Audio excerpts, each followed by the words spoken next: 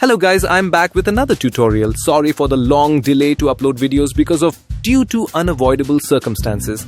I will try to upload video tutorials regularly forthcoming days.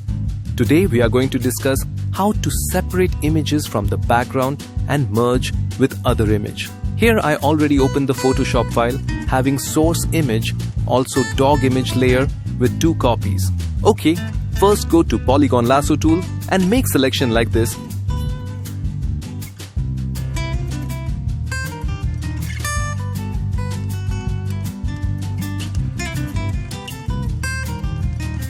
Press Ctrl+J for new layer via copy. And now, press Alt key in keyboard for clipping mask.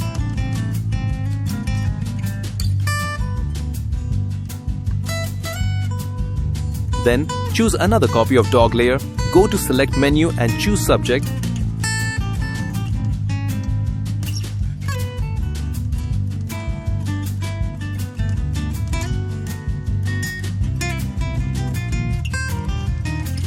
And apply layer mask to that layer. Resize it and place wherever you want. That's it. Thanks for watching this tutorial and don't forget to subscribe this channel.